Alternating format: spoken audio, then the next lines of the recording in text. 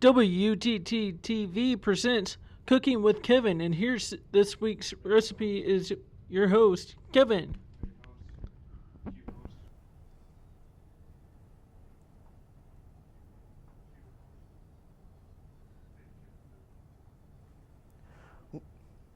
Hey guys, I'm your recipe/host, Kevin, and today I'll be teaching you how to make creme brulee.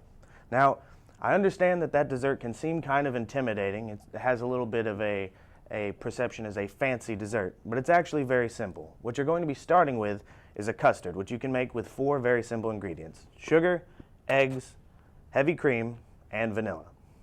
So what we're going to start doing is take the eggs, and what you're going to want to do is separate the yolks from the white. And you want to do this because if you start mixing the white in with the creme brulee, it starts to get a little fluffy, and you want a thick, kind of creamy custard, which the whites won't be able to make. So what you do is you take the shell halves, and you keep the yolk in one half, and you just slowly keep switching between the two, trying to get as much of the white as possible out of the egg before you finally put the yolk in the bowl. And you'll be doing that with 3 different eggs. And when we finally get all that taken care of, we're going to be adding some of the other ingredients. So this part is probably going to be the hardest for anyone who's not used to cooking. But besides this is actually a very simple recipe. You're not going to be doing a whole lot. It's mostly waiting for it to cook in the oven. So once you get that one in there, all right. Now we're gonna go for the third one. It's exciting. This one's not one. Oh, that's fun. Okay, so sometimes you'll get an egg that doesn't quite want to crack like you want it to. You're going to have to try to make do. If that doesn't work, you can always do it with your hands. It's a little bit more messy, but what you can do is you hold the yolk in your hands and sort of allow the white to slip through your fingers. It's going to be gross, but you're cooking. You kind of have to get used to your hands getting a little bit dirty. So once you get all those eggs in there, of course, you're going to want to whisk them together. You want to try to get these as smooth as possible before you start adding in the other ingredients. And now, a lot of you are probably wondering, hey Kevin, you're doing a cooking show. Why didn't you get a translucent bowl? Well, I didn't really think about it. But after you get the eggs all blended up, you're going to want to add the sugar and the vanilla. So it's half a cup of sugar with 3 egg yolks, remember. You can go get this in here. And you always want to be precise when you're baking because while it might seem fun that you can experiment, baking is one of those things that's definitely a science, and the more you add to something, the less likely it's going to turn out the way you want it. So with half a cup of sugar and a teaspoon and a half of vanilla. And be very careful with the vanilla. Always try to pour the vanilla over something besides the bowl that you're actually going to be adding it to, because that will happen. And while it's not terrible if you get an extra couple drops here and there, you really don't want to add too much vanilla because you'll start kind of getting a bittery, artificial taste unless you're using vanilla paste. Okay, and there's the half teaspoon there. Okay, so getting all that. So now this, you're going to want to, again, blend it together. You want to get it nice and creamy.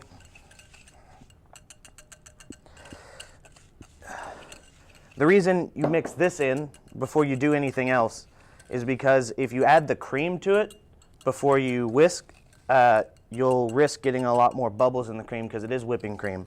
And when you get bubbles in the cream, you'll end up with a much fluffier dessert than you want. But at the moment, we're going to be taking it right to commercial. With a laptop, phone, and tablet, it can get pretty hectic trying to keep up with everything. Introducing the revolutionary Black Box. Our new device, the Black Box, is the all-in-one device that does the job of all devices in one. With the Black Box, we wanted to make a device that didn't have all the limitations of other devices. So we did. All for the exclusive price of $10,000. Wait, what? Hey guys, and we're back. So what I've done is I've taken the whipped cream and I've opened it up, and we're going to be adding a full cup of heavy whipping cream to this dish. And again, if you missed it, the reason we add that after we mix all the other ingredients is because we don't want to whisk this too much, because you'll create some bubbles, and creating bubbles will kind of take away from the thick and creaminess that you're going to expect from a creme brulee. So I'm going to go ahead and get that in there and start kind of mixing it up, and you're probably going to get cream and stuff all over you. That's fine. Again, when you're cooking, it's going to get messy, and you're just going to have to get used to it. So one thing that you can also do is, while you're adding ingredients, you can make different kinds of creme brulee. One common thing to do is actually add orange liqueur. You can add different spices, cinnamon and allspice and stuff like that. A personal favorite of mine is actually adding pumpkin pie filling and turning it into a pumpkin creme brulee, which is really good. So now that we have our mixture all nice and set up, just for the sake of ease, I'm going to be adding it into this so that I can pour it without making too much of a mess. Okay, I'll get it in there.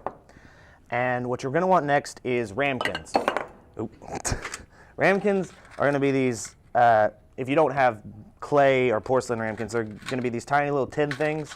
I personally buy the graham cracker pie crusts and just take the little pie crusts out, because they don't actually have just little tins of those, but it makes it super easy. So what you're going to do is line these up, and it's going to seem a little bit weird at first, but you're going to want to pour quickly, because if you don't pour quickly, you're actually going to make more of a mess than if you just pour slow. So you're going to go like this, try to fill till you have maybe about 1/4 of an inch left in the ramekin.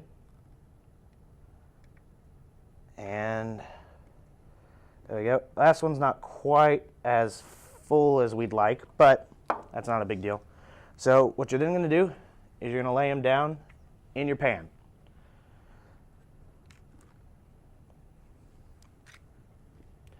And once you get everything set up in your pan, you're going to put in what's called a water bath.